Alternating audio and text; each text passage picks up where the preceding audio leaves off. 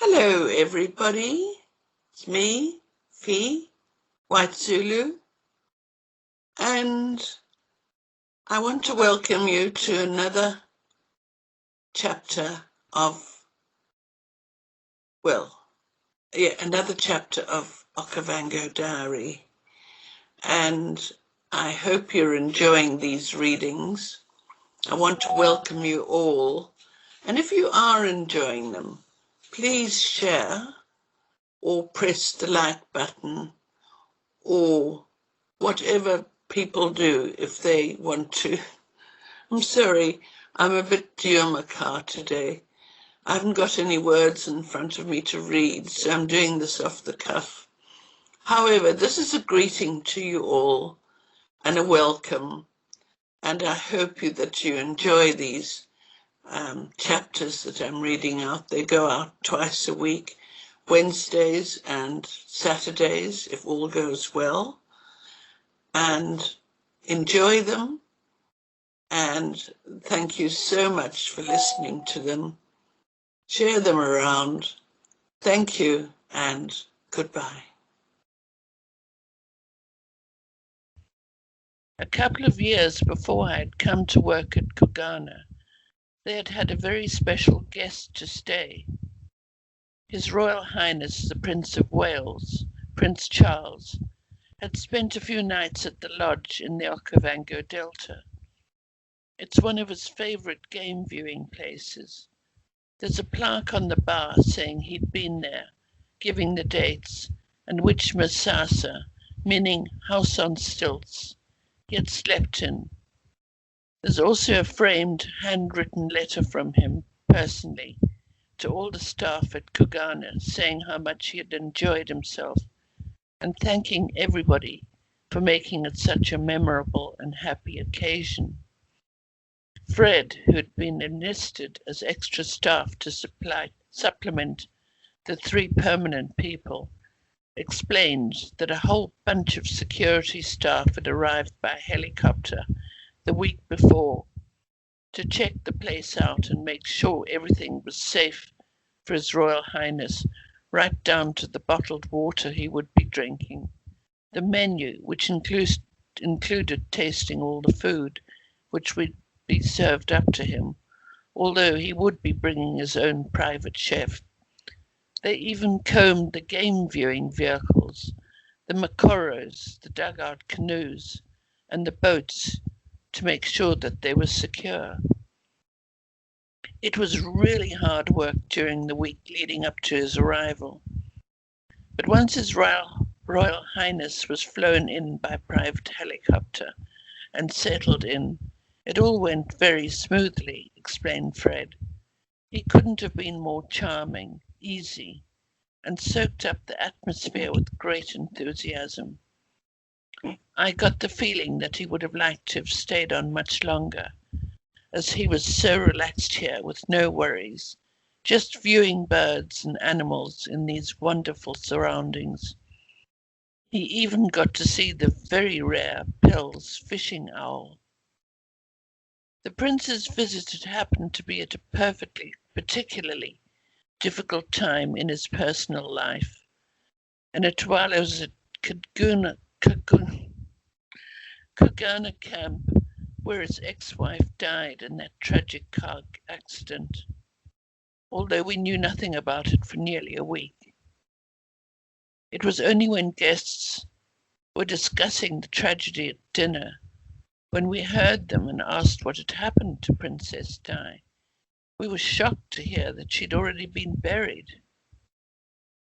Friday, 8th of August, 8:30 a.m. To my dismay, Nicky has left to go and do a month's shift at the head office in Maun, and Kira has taken her place. But I needn't have worried a bit. Like Nicky, Kira is very pretty and vivacious, in her mid-20s, with natural blonde hair down to her shoulders, and she's utterly delightful. During breakfast, 19 people, we hear a loud crash. All guests and staff run to see, that an elephant has pushed a big tree over onto Masasa number 6 and is calmly eating the branches that are resting on the thatched roof. We also see in the daylight that this is not Saddam, who has a broken tusk and a small hole through one ear from a hunter's bullet, but a new bull, even bigger, approximately 5.5 tons, with enormous tusks. We chased him off and he strolled into the reeds and water and disappeared. Mr. Heartless was flying in that morning, so when he arrived, we took him to see the damage and asked for the 12-bore back. He said he'd fly a chainsaw up for us to use. During dinner that same day, just as the nice hot cream of spinach soup was put onto the table, a steaming bowl in front of each guest, still 19 of them, there was another loud crash. We 3 grabbed torches. I now have one, a big, heavy and powerful 8-cell Maglite, having bought it at great expense in Maun, and ran out to find that the new elephant had picked up the tree lying on Masasa 6 with its trunk and dropped it onto the wall, breaking it. 2 visitors, Australians, who are staying in number 6, are quite anxious about how they're going to be safe during the night. The other 4 Australians who are travelling with them think it's a huge joke, and plenty of advice is given. But not so funny for us. This is a mean elephant. He's totally unafraid of humans, has obviously been in camps before, and when we try and chase him by throwing rocks and half bricks, he charges us, and we have to run for our lives.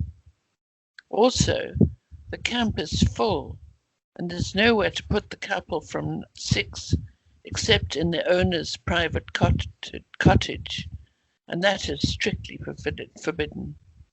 It's not locked and has plenty of room, but we aren't allowed to put a foot in there except to clean it just before they come to stay.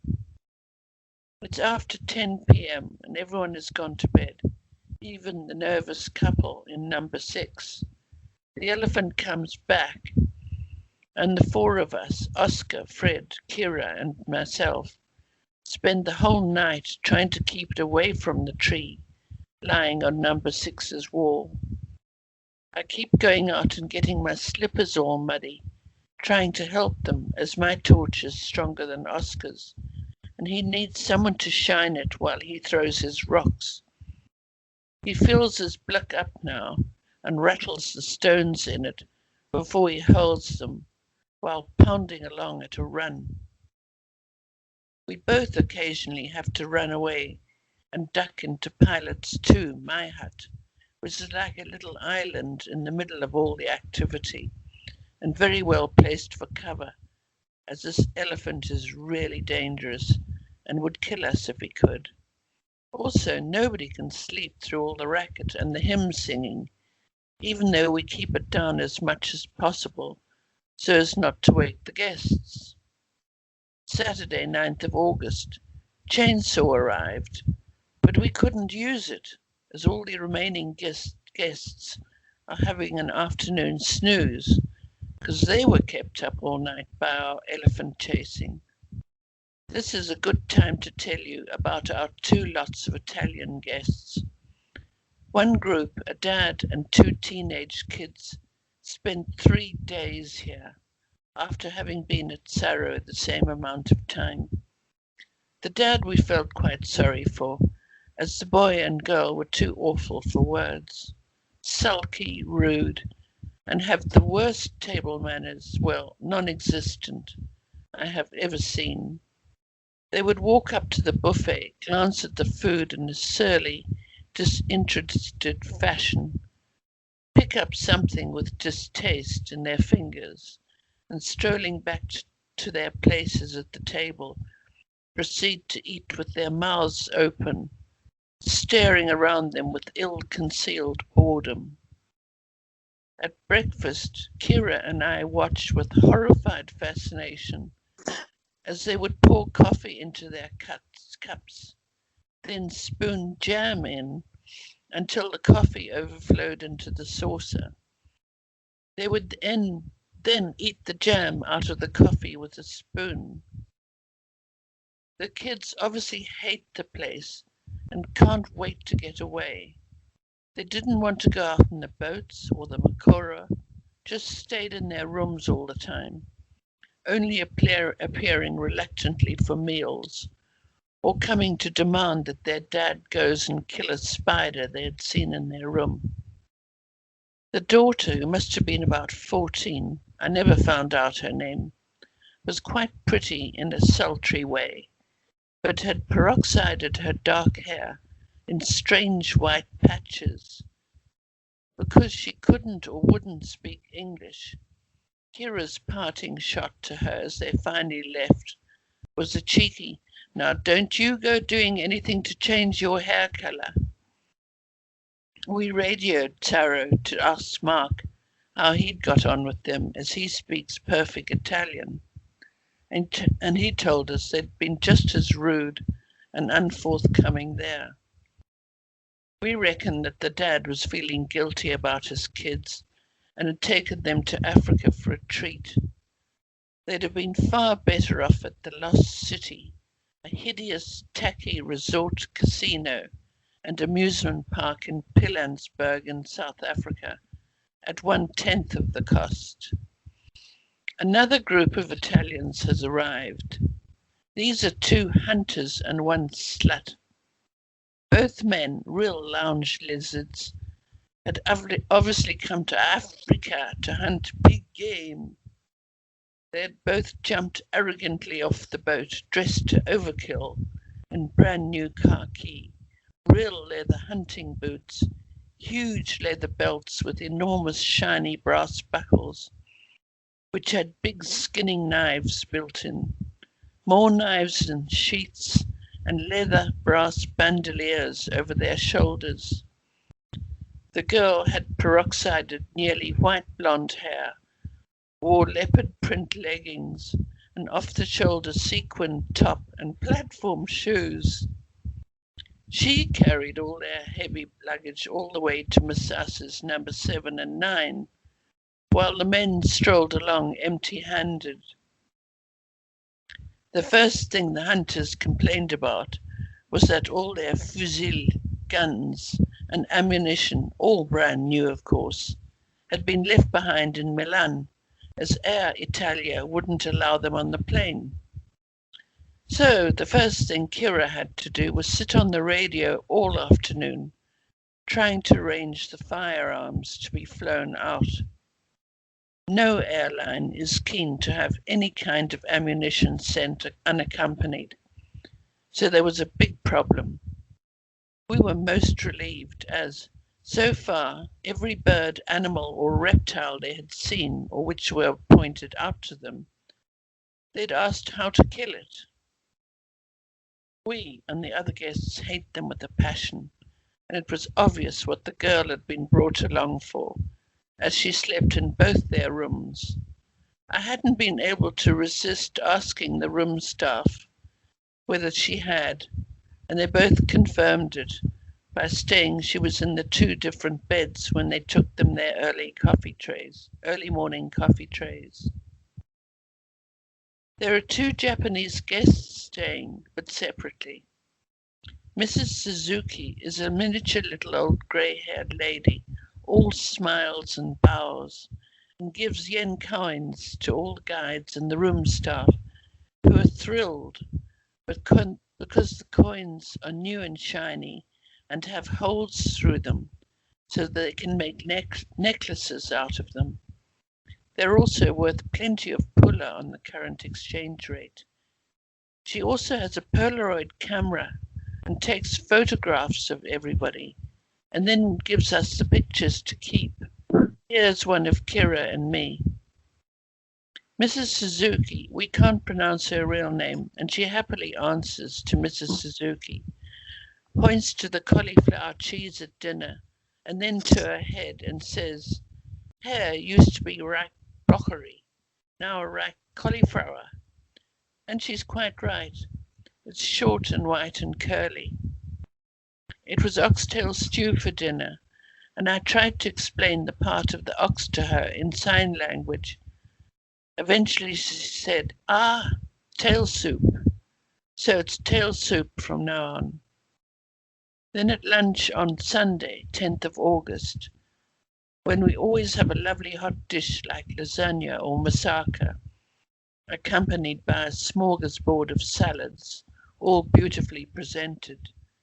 Today, a bearded woodpecker decided to perch on the branch of the tree that grows near the table, and showered bark onto all the salads as he was busy pecking the wood off the branch, overhanging the salad buffet.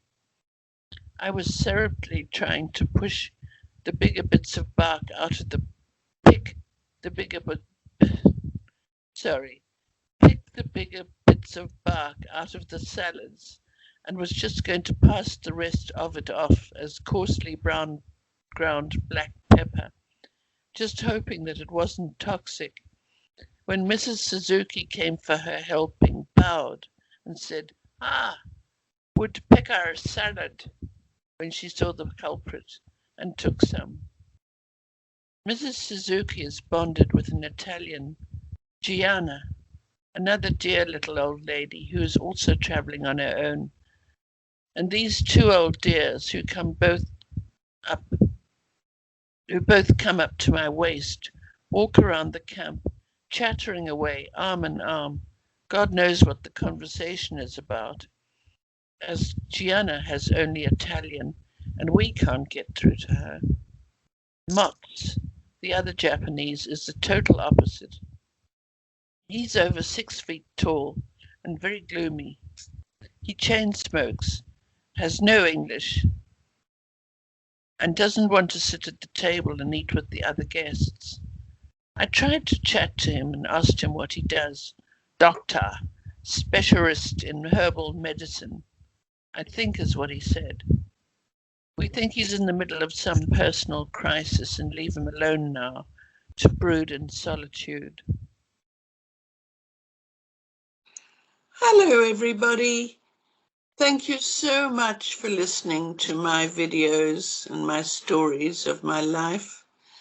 And I want to thank John Moslane for being what I call the sound engineer, but I'm sure there's a more professional word for it. However, faithful, and for 4 years now, I think, he has been here for me every Wednesday. Well, I think it's Wednesdays, but once a week to record 2 chapters of whichever book it is I'm reading. And without him, this couldn't be done. So a big thank you to John. Also, Sean van Vuren, we send the videos to him. Sorry, I'm not reading this, I'm just doing it off the cuff. And my brain is a bit tumor. And Sean uploads them to the YouTube channel where you can find them all in playlists. He does it beautifully. And I want to thank them both for all the help that they give me. Well, it's not help, they do everything for me.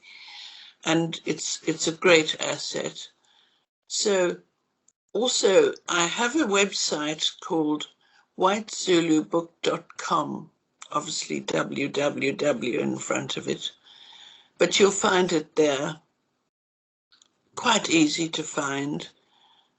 Johnny Clegg's called The White Zulu. Mine's called White Zulu. And you will find on my website, you'll find all kinds of photographs going way back to when my ancestors settled in the Cape, 1652. Well, not photographs of them, but descriptions. This photograph of my grandmother's wedding, and lovely, lovely photos of the farm we still own. My sister sent me a photograph this morning of the farm in midsummer, and she says how beautiful it's looking. I've had a lot of rain.